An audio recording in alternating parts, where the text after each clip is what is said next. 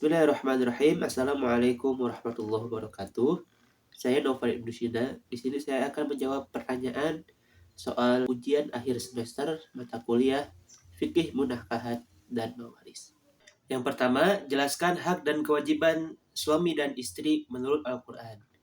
Hak dan kewajiban suami istri adalah hak dan kewajiban yang dimiliki oleh masing-masing pihak dalam pernikahan yang sah, yang harus dipenuhi dan dihormati demi terjalinnya rumah tangga yang harmonis dan bahagia.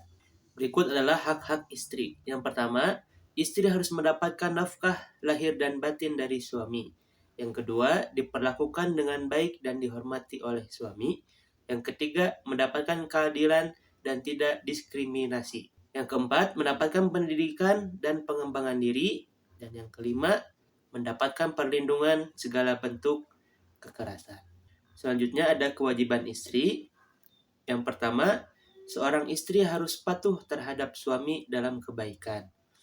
Yang kedua, menjaga rumah tangga dan memelihara anak-anak. Yang ketiga, menjaga kehormatan diri dan keluarga. Yang keempat, menghormati suami dan keluarganya. Dan yang kelima, menjalankan ibadah dengan baik.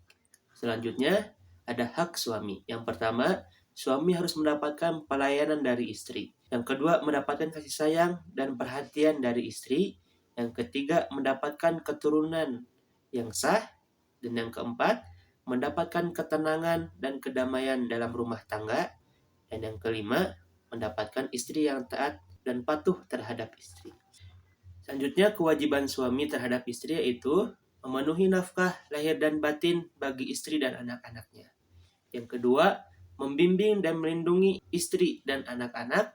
Yang ketiga, menjadi imam dan pemimpin keluarga yang adil dan bijaksana. Yang keempat, menjaga kehormatan diri dan keluarga. Dan yang kelima, menjalankan ibadah dengan baik. Pertanyaan yang kedua yaitu, apa itu nusyuz dan apa yang harus dilakukan ketika istri berbuat nusyuz? Nusyuz adalah perbuatan durhaka seorang istri terhadap suami. Lalu apa yang harus dilakukan ketika istri berbuat nusyuz terhadap suami? Yang pertama, seorang istri harus dinasihati oleh suaminya. Yang kedua, melibatkan wali. Yang ketiga, memberikan hukuman. Apabila tiga hal tersebut tidak dapat merubahnya, maka lakukan hal yang keempat, yaitu ceraikanlah istri tersebut. Pertanyaan berikutnya, yang ketiga, jelaskan poligami serta hukumnya dan apa alasan berpoligami. Poligami adalah menikahi istri lebih dari satu.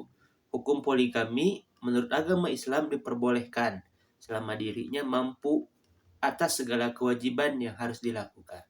Alasan berpoligami adalah yang pertama, melindungi wanita yang belum menikah. Yang kedua, membantu pria. Yang ketiga, menyelesaikan masalah sosial. Pertanyaan berikutnya, jelaskan tentang li'an. Li'an adalah sumpah yang dibacakan oleh suami dan istri di hadapan pengadilan agama untuk saling menuduh zina. Namun, tidak ada bukti yang kuat untuk membuktikan tuduhan tersebut. Itu yang disebut dengan li'an. Selanjutnya, hukum li'an. Hukum li'an yang pertama adalah hukuman dalam Islam. Yang kedua, li'an hanya dapat dilakukan di hadapan pengadilan agama. Yang ketiga, li'an memiliki konsekuensi yang serius bagi suami dan istri. Yang keempat, putusnya pernikahan secara permanen. Yang kelima, anak yang lahir dari pernikahan tersebut dianggap tidak sah. Yang keenam, suami dan istri tidak boleh menikah lagi satu sama lain selamanya. Kapan terjadinya waktu li'an? Li'an dapat terjadi dalam beberapa situasi, yaitu yang pertama, suami menuduh istrinya berzina, namun tidak ada bukti yang cukup kuat. Yang kedua, istri menuduh suaminya berzina, namun tidak ada bukti yang cukup. Yang ketiga, suami dan istri saling menuduh zina, namun tidak ada bukti yang cukup. Pertanyaan berikutnya yaitu, apa itu khulu? Khulu dalam Islam adalah istilah untuk proses penceraian yang dipraksarai oleh istri kepada suami. Secara harfiah, khulu artinya melepas atau meninggalkan. Berikut beberapa poin penting tentang khulu. Yang pertama, istri mengajukan permintaan cerai kepada suami. Yang kedua, istri menawarkan tebusan kepada suami. Yang keempat, jika diterima, maka telah terjadi cerai Ba'in syukro. Pertanyaan berikutnya, apa itu ziror? Ziror adalah ucapan seorang suami kepada istrinya yang menyerupakan punggung istri dengan punggung salah satu mahramnya, seperti ibu, saudara perempuan, atau bibinya. Hukum ziror dalam Islam adalah haram.